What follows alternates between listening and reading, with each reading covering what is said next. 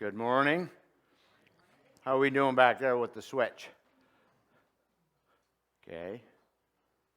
Looks like I have to back out and back in. All right. Just talk amongst yourselves for a minute while we get these slides loaded.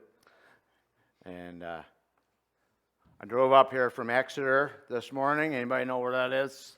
Right? Yeah. And of course, I stopped as many Tim Hortons along the way as I possibly could. And get these slides going.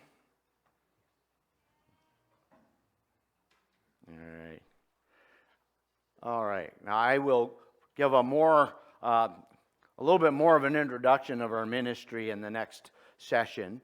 My name is Thomas Baily. I work with Creation Ministries International. How many have heard of us before? Right? Quite a few. Okay. So I think we could probably leap right into the material for this section because we got a fair bit to cover. How many know that children ask really good questions? Right? Any kids here? Huh? You ask good questions, right? Sometimes really challenging ones we're not always prepared for. When I was in school, I can't remember what grade, but it was the first time I'd heard that it takes 9 months to have a baby. Now, I'm the youngest of 7 children, and so there was a lot of family history went on long before I was born. And one thing I knew is that I had 2 siblings that were born about 8 months apart in the same year. Yeah, I was pretty good at math. I went home and I asked my mother, okay, what's going on? Was one of them premature? Because I learned that term that day. That's when I found out one of those siblings was adopted. I don't know when they were planning to tell me that, but I sort of forced the issue, didn't I? And some of the classic questions that children tend to have is things like, why is the sky blue? I think I was in grade 11 physics when I learned the scientific answer to that question. And then, of course, there's the one we all look forward to, where do babies come from? Don't worry, I'm not going to address that this morning. Parents, that's your job. But a bigger question than that even is, where did everything come from? And that's a question people have asked for thousands of years, adults as well as children. We look around at everything that we see. We look in the sky, we look at the stars, we look at all of the plants and all of these different living things in our world, and we say, well, where did all of this come from? And there's really 2 basic explanations for that. One, did it all come about slowly and gradually by natural processes sort of on its own? Or was it all, in fact, created or designed?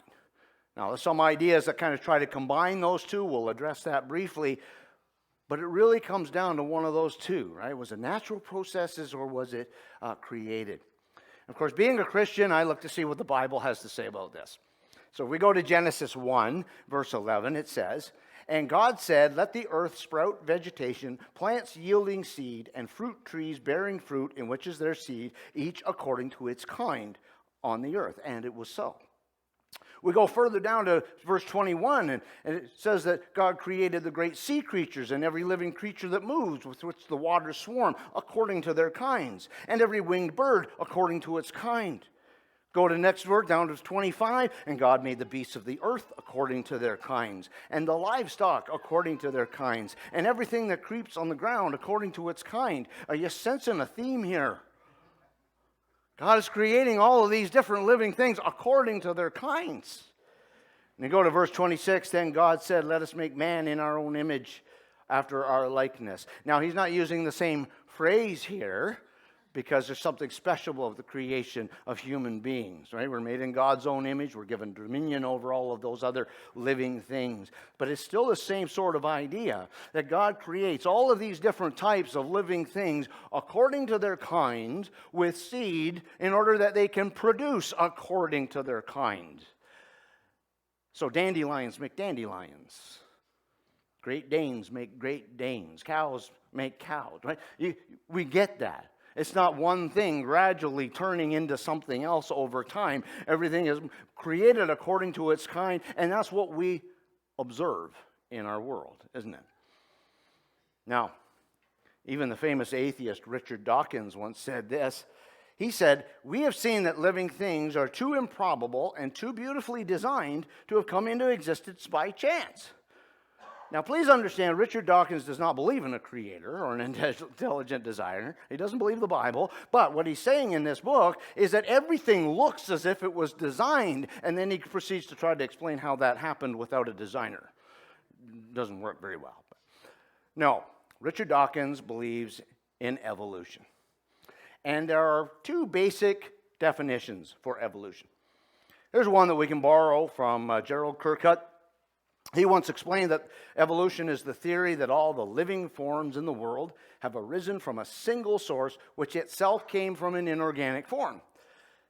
It's a pretty good overall definition of the notion of evolution of living things from one thing evolving into another. That you start with this single-celled common ancestor, and that from that everything naturally just evolved kind of on its own.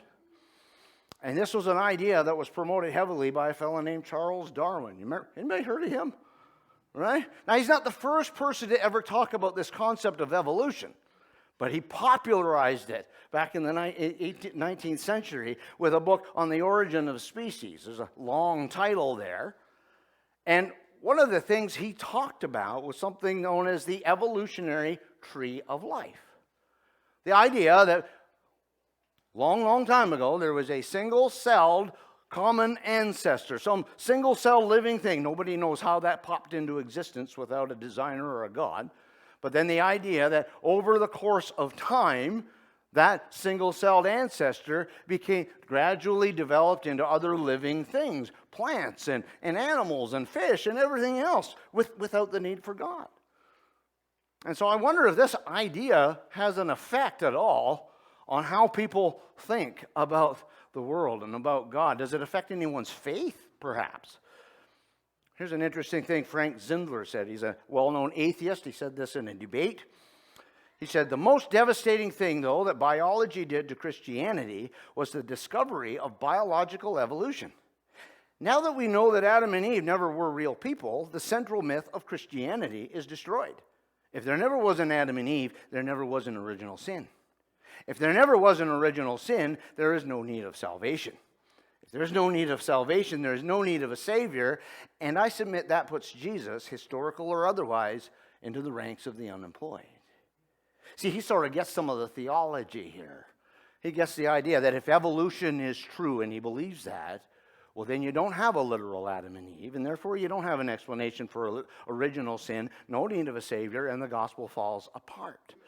It's an important thing to understand for anybody who perhaps suggests that God may have used a system of evolution in order to create. Talk a little bit more of that in a minute. And so if people start to accept this idea of evolution from a common ancestor, then there's no need of God, there's no need of a Savior, and that's going to have an effect on people in our world and even in the church. Now that brings about another question that people often ask, and that is, why is there so much pain and suffering in the world? Sure, maybe you've asked this question. You've heard it in different forms. And again, there's different explanations for that. In a biblical creation view, we would have to say, well, there's pain and suffering in the world because Adam sinned. God did not create the world this way. He created the world very good. At the end of creation week, there was no death, there was no disease, there was no bloodshed, but sin messed all that up. And now we have pain and suffering going on in our world. We're in a fallen world. Romans 8 says all creation groans in futility. But we're waiting for a restoration of that very good world. Right? See, people sometimes say, well, God must be a monster because he allows all this pain and suffering in the world. But he didn't create it that way. Because of sin, that's where we're at. And he's allowed that to happen for a time until he restores that very good world with new heavens and a new earth for those who put their faith and trust in Jesus. An atheist, on the other hand, who believes there's no God, no evolution, no creation, would say, well, pain and suffering, well, that's just the way it is, tough, right? Just deal with it. So not a really good explanation there at all. On the other hand, if someone were to propose that God used millions of years of slow and gradual evolution as his means to create, then unfortunately what they're basically saying is that God used millions of years of pain and suffering in order to create. And that's a difficult concept for people to grapple with. Well, what does that say about God if he's using all of that to create? And that has had effect on people's faith in the past. Anybody ever hear of a guy named of Charles Templeton? Right? Kind of dated, he's kind of an old name now, but he was an evangelist back in the 1950s. He's Canadian. At one point, he was apparently more famous than Billy Graham. There he is preaching at a crusade out in New Brunswick. Now, he and Billy knew each other, and at some point in time, it was determined that he needed to learn some theology. He needed to go to seminary and learn some more Bible. So he went to Princeton. While he was there, he learned about evolution, and he accepted that idea. And shortly before he died, he wrote a book called Farewell to God, My Reasons for Rejecting the Christian Faith. In that book, he said, I believe that there is no supreme being with human attributes, no God in the biblical sense, but that life is the result of timeless evolutionary processes having reached its present transient state over millions of years. So, he wanted to believe in God, but he accepted evolution, and he realized those two ideas don't really fit together quite well. And so God became some sort of a monster to him. Darwin wrestled with the same problem. And you see what happened to him. The late Dr. William Provine took it a little farther than that. He said, let me summarize my views on what modern evolutionary biology tells us loud and clear. And I must say that these are basically Darwin's views. There are no gods, no purposeful forces of any kind, no life after death. When I die, I am absolutely certain that I'm going to be completely dead. That's just all. That's going to be the end of me. There's no ultimate foundation for ethics, no ultimate meaning in life, and no free will for humans either. Make you wonder why he got out of bed in the morning. That's his doomsday prediction. Now, he was actually raised in the church at one time, but then he studied evolutionary biology and taught it for many, many years, and as far as we know, he died an atheist. Now, I mentioned earlier that there's more than one definition for evolution that you might hear. Another one you might hear goes something like this. Evolution is a process that results in heritable changes in a population spread over many generations. Essentially, change over time. Right? And that is something we observe, change over time. If this is what evolution is, then I would have to be an evolutionist, because I realize that living things do change over time. There are processes that happen, but it's not the same as saying that everything evolved from a common ancestor, because it's not a question of whether or not there was change. It's a question of the direction of the change, or not even so much how much change. See, there's something that's commonly known as natural selection you may have heard about, right? And that is something or artificial selection happens. Anybody who's ever bred any kind of animal, dogs or cattle or whatever, you know that you can select certain traits from different animals if you want more of that. You want faster dogs, breed with faster dogs. Now, since this is something Darwin observed, he observed artificial selection, and in nature he observed some change. It's quite well known that when he went to the Galapagos Islands, he found a bunch of different fishes, which apparently he figured they must have all been related to finches on the mainland, but they had some differences in the size and shapes of their beak. They appeared to be well adapted to their environment according to whether or not there was a lot of food or very little food, how dry it was. And so he saw that kind of adaptation happening according to their environment. He saw natural selection in action. It was actually creationists started talking about that even before him. A fellow named Edward Blythe wrote about natural selection 20 years before Darwin's book. May have inspired him a little bit, and he was a creationist at the time. But see, he saw it only as a way of culling. That the ones that are less suited to the environment, they don't survive as well, they tend to die out. And so the ones that survive, they thrive, they have offspring, and so on. But Darwin took it a step further. See, by this time, Darwin already believed that the earth was many millions of years old. He observed natural selection and adaptation and speciation in nature, and then he extrapolated that over deep time. Took what he observed and extrapolated that. Now, extrapolation can be a useful technique in science and other things, but it can go too far. Give you a good example. I have a couple of grandchildren. My grandson, when he was born, he was quite a long baby. He measured almost 24 inches from head to toe. Now, when he was 2 years old, they measured his height at 34 inches, which is to say that he had grown 10 inches in 2 years. So on average, right, 5 inches per year. Now, if we extrapolate that data, then by the time he's 10 years old, he should be 6'2". He's 9 now. He's not quite there yet. By the time he's 18, he should be 9'6". I'm way older than that. What happened to me? See, we laugh at that because we know there's a limit to how much a living thing can grow according to its kind, right? But this is the problem we run into if we extrapolate an idea far past what we can actually see and observe, and that's what Darwin did. One of the things that Darwin didn't understand is something called DNA. This little molecule that we know about that contains all of the coded information to create whatever that living thing is going to be. It's all in there from the very first cell in every living thing. So if we were to go back and take Darwin's idea of evolution from a single-celled common ancestor, this is what evolution needs. You got that single cell, and in it, it's got all the coded information it needs to be that single-celled creature, right? So there's a certain amount of information. We can liken that to a short stack of books, let's say. Now, if we want that common ancestor to evolve over time all the way to a human being with 3 billion base pairs of chemical letters or nucleotides compared to about 500,000 or 600,000 in the single cell for the smallest one we know about.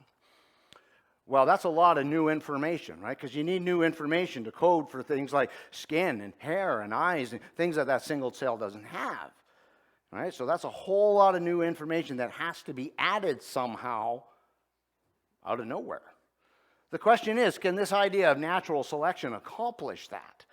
We already said that change over time happens, but is it the right kind of change? Is it the right direction? Here's a great example we like to use to illustrate how natural selection works. We're going to look at a population of dogs, and we're just going to focus in on one trait, the length of fur, which is coded in their DNA. And you get half your DNA from mom and half from dad, so you get different variations of a gene, or they're called alleles. And you don't necessarily get the same one from both parents. So if we take a population of medium fur dogs, then that would mean each parent probably has a gene that codes for long fur and one for short fur. And when they have offspring, each of them is going to pass along one of those to each of the offspring, not necessarily the same ones.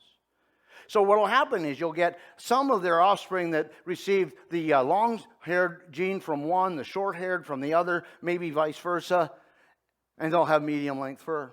Some will get the short-haired gene from both parents, and they'll wind up with short fur. And some will get the long-haired gene from both, and they'll have long fur. So you see this variation that can happen in one trait, just in one generation. Anybody who's ever had children, you know how this works, right? They're not all the same. So now you've got this population of dogs with different length of fur. Let's suppose we put them in the Arctic, someplace really, really cold, and the wind blows and everything. Of those dogs, which ones do you think are most likely to survive?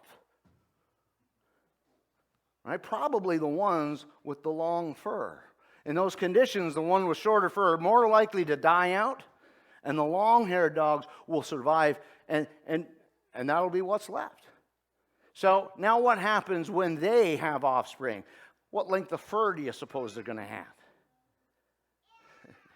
Well, they're all going to have long fur, right? Because they've only got that type of gene to pass on. They can't have dogs with offspring with short fur because they've lost that information from their DNA. That died out with the other dogs. Now, the evolutionist looks at this and says, look, that's evolution in action, right? They changed. They adapted to their environment. They survived. But did they gain new information? No, they actually lost information. Take those same dogs to the Mojave Desert, someplace that's really hot. They're going to be crying for that short-haired gene. And they can't get it back, not unless you reintroduce it from outside the population. And so what you get here is you get change over time, but it's not about the amount of change. It's about the direction of change. Evolution needs an increase in genetic information. Natural selection takes it away. But we know that there are different variations of dogs. There's an article from National Geographic pointing out that, all dogs seem to go back to some kind of wolf-like ancestor, and we wouldn't totally disagree with that. We might disagree on the timeline, but we can understand that at some point in time, there was a wolf or dog-like creature, let's say a canine kind as created by God, and from there you get all that variation. So we see these different variations in created things. For example, this is a dog, and this is a dog. This is a dog, and they tell us this is a dog. Now that right there tells me evolution doesn't work, because that is not an improvement on anything. The only way this little guy survives is if somebody carries him around in their purse and feeds him treats. But that's change over time. And we can look around and we can see all different variations of dogs and wolves and foxes and all of these different creatures that would belong to that created canine kind, that larger category. And we see that variation within that. But what we don't see is something somewhere between a dog and a cat, something like that, right?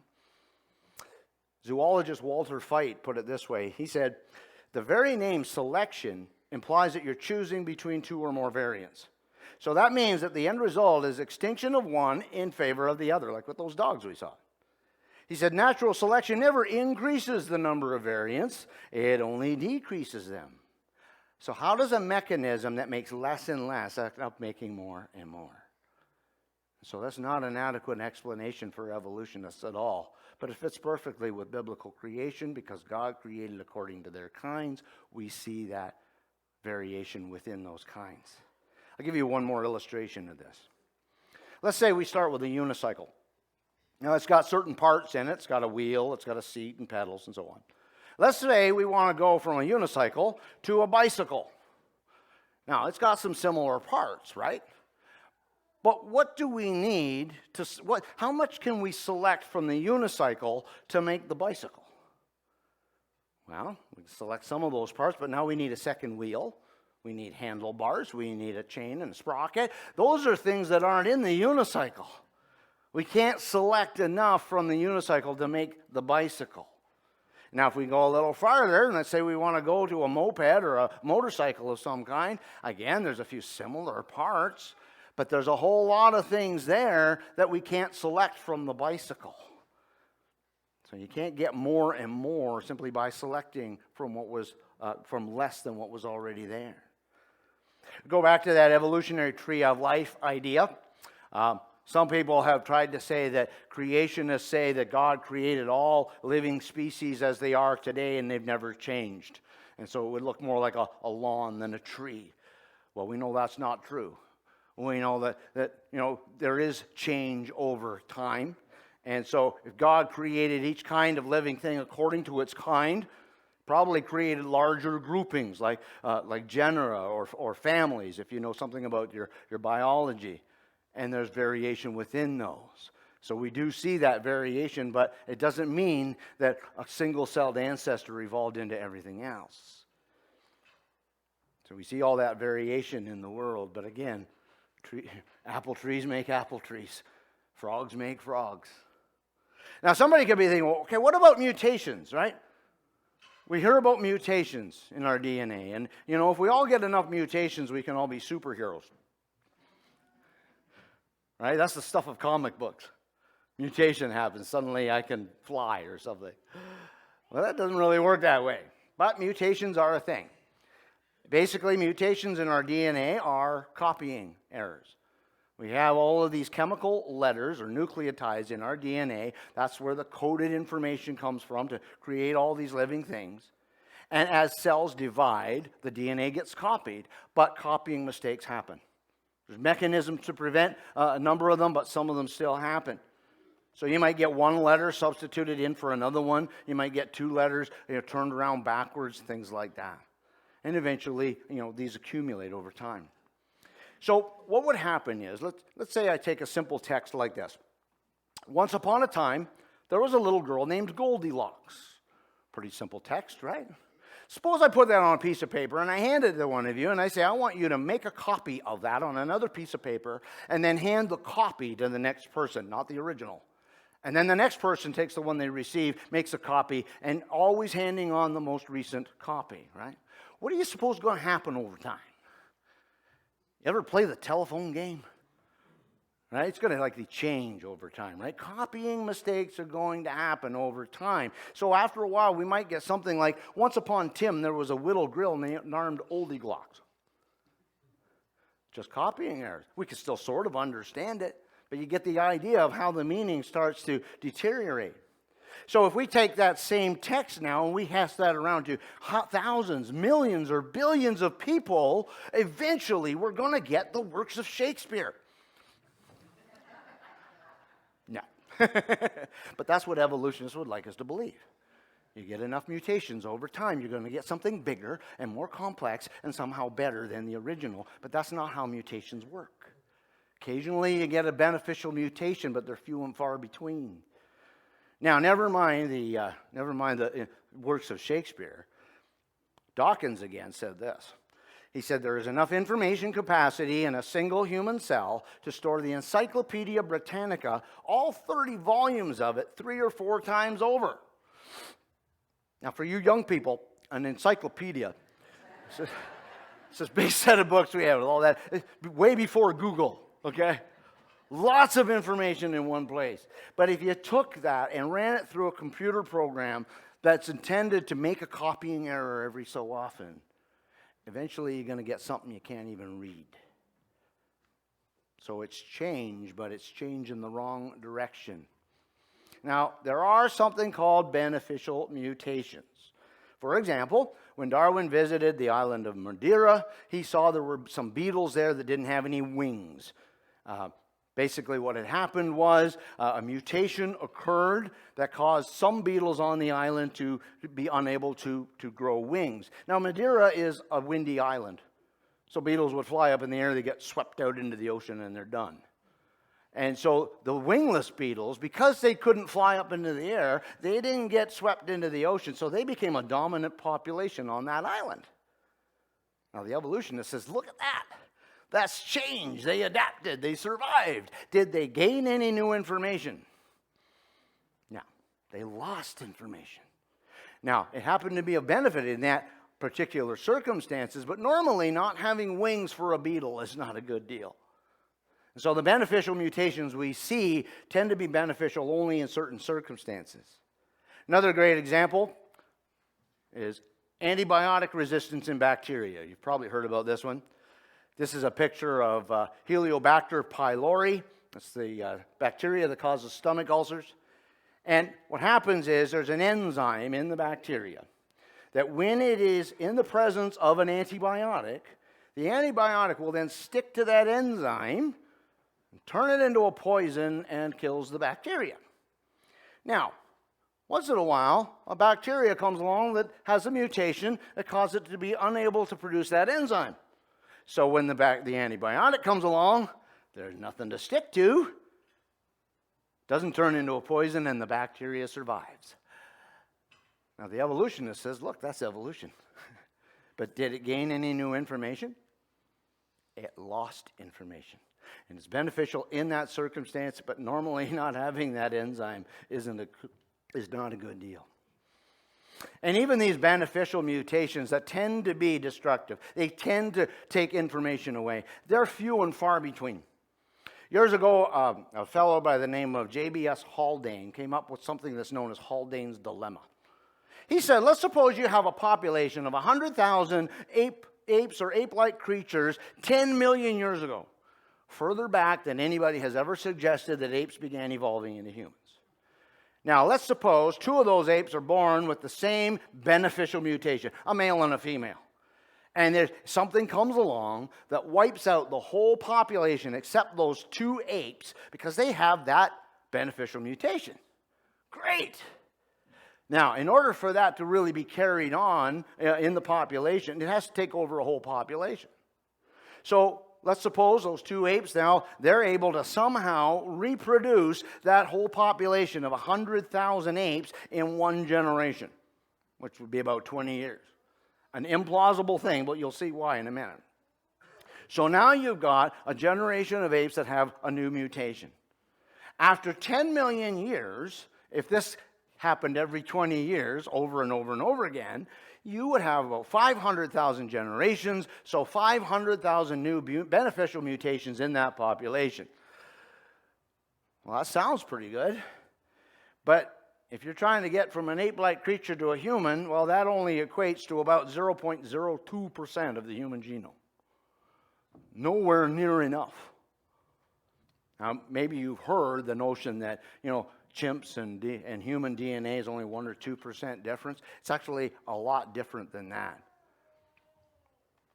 And Haldane pointed out that he pointed out that a more realistic scenario here would be 1 new beneficial mutation only about every 300 generations.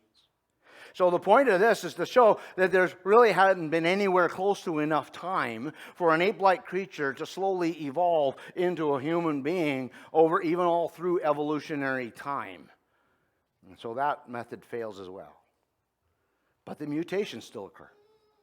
Most of them are destructive or neutral at best, and they sort of break things down. Now, once in a while, you might get a mutation that is so bad that natural selection wipes it out, causes them to be unable to survive. Now, thing is, with natural selection, it doesn't pick out the bad mutations at the molecular level, and the next person doesn't have that. It actually operates at the level of the whole organism. So to get rid of the bad mutation, you got to get rid of the whole organism. And that's a lot. Meanwhile, a lot of those mutations still accumulate from one generation to the other. And they operate a little bit like rust on a car. You can go out and look at my vehicle and you can see how this works. You get a little bit of rust on the car, it still doesn't look too bad, it still runs. But if that rust accumulates far enough, well, you're going to end up with something that just falls apart. And that's the way it is with these accumulating mutations. Something that's known as genetic load. Mutations accumulate throughout our lifetime, and some of them are inheritable, meaning we pass them on to the next generation. And so it's been estimated that about 100 new mutations accumulate in each generation. And so that means you have probably 100 more mutations than your parents had. Your children will have all of those plus another 100. And then their children will have all those plus another 100 and so on. And they just keep accumulating. And so they may not be nasty ones, but they accumulate, and generally speaking, our general fitness goes downhill. Evolutionists are baffled by this because they think we've been around for hundreds of thousands of years. We should be extinct by now. Works a little better, though, in a much shorter time frame. A fellow named John Sanford wrote a book called Genetic Entropy. And he created a program called Mendel's Accountant. And he put in it the general, the number of mutations that tend to accumulate each generation, put that over so many generations. And what he found what tends to happen is that the overall fitness of the population tends to go downhill. That sloping red line, that represents the general overall fitness of the human population with that many mutations over around 200 generations. Now, evolutionists, they would say, well, we're going up. We're getting better and better. But the genetics says we're actually going downhill, which is kind of consistent with the notion of a fallen world because of Adam sinned. And so things are deteriorating.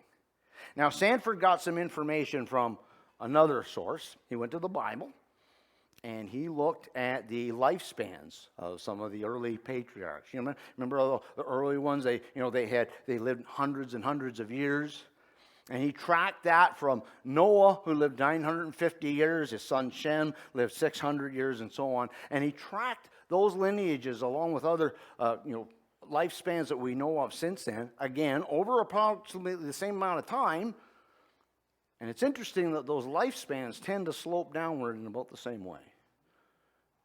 Now, this is not proof of anything, you understand, but it's kind of interesting that that sloping red line sort of correlates to the sloping red line from genetics, as if maybe something happened at the flood where something genetic was lost over time. Now, here's another information system. You've probably heard this one before. Now, if you're as old as I am, you remember this guy. He used to sing a song. Abkadefkajekamanakushuvixes, sing it with me. No. It's a ridiculous song because that's not a word, right? We know that. But the string of letters contains all of the coded information that we need to create words and sentences in the English language and many others. But that itself doesn't really mean much. It's just it's the information. Quick question. Who can tell me what this says?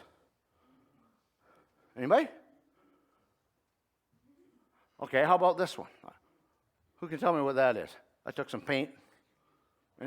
Orange? Yeah, you recognize that, right? Probably not just the color of the paint, but you recognize the letters, you can sound it out, and you know in the English language what that means. We have to decode that.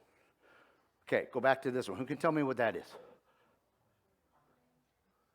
Sorry? Orange. Everybody always guesses orange after they see the other one. That's true. If you understand Japanese syllabary, you will understand that each one of those symbols represents a symbol in the Japanese language, and you can sound it out to orange.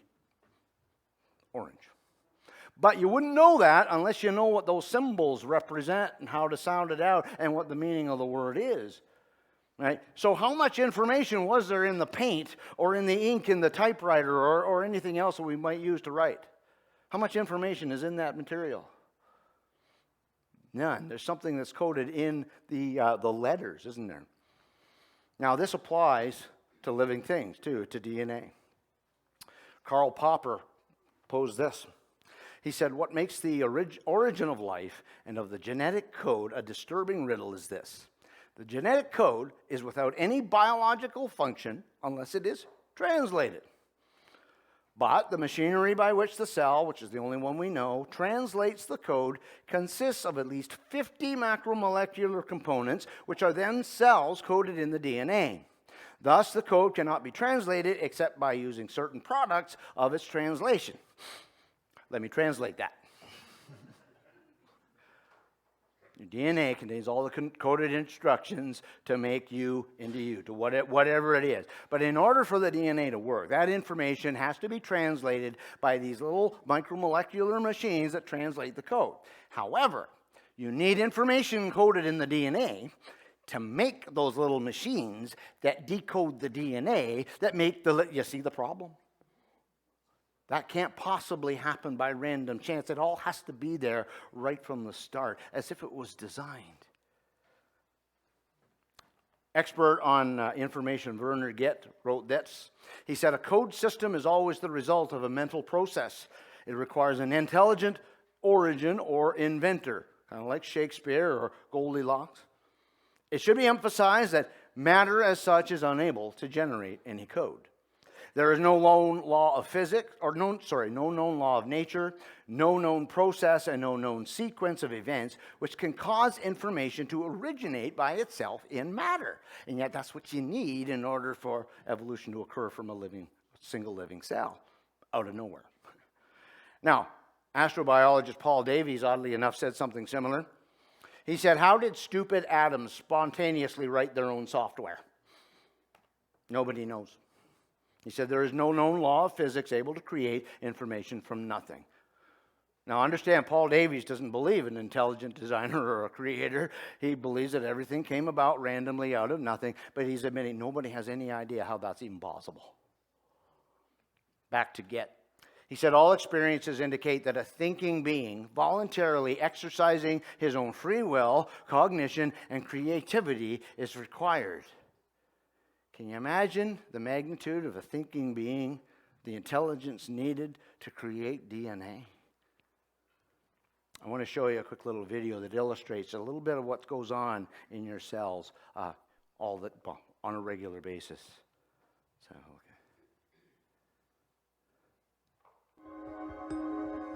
This animation demonstrates how the digital information encoded within DNA is used to direct protein synthesis. This is a DNA double helix containing the digital code which directs the cell in all aspects of operation. And here we see a protein complex called an RNA polymerase traveling down the DNA strand. As it moves down the strand, it carefully unwinds the DNA, preparing it for transcription. Inside the polymerase, we see a single-stranded copy of the original instructions being assembled as individual bases are positioned and added to the growing strand. A stop code marks the end of the protein specification, at which point this copy, known as a messenger RNA transcript, exits the polymerase and heads towards a two-part chemical manufacturing machine called the ribosome. While the messenger RNA moves towards the ribosome, transfer RNA molecules attach to specific amino acids in preparation for assembly. As the messenger RNA transcript passes through the ribosome, the process of translation begins. Using the instructions encoded on the messenger RNA as a template, the transfer RNA molecules align specific sequences of bases to corresponding amino acids, creating a protein chain. As this chain exits the ribosome, it is met by chaperones which prevent premature folding, while escorting the protein to a barrel-shaped machine called a chaperonin.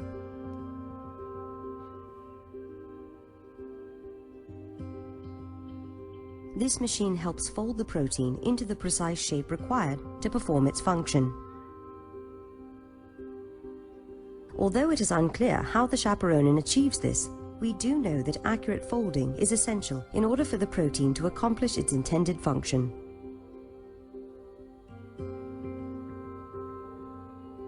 Once the protein is complete, it is released into the cytoplasm to do its job.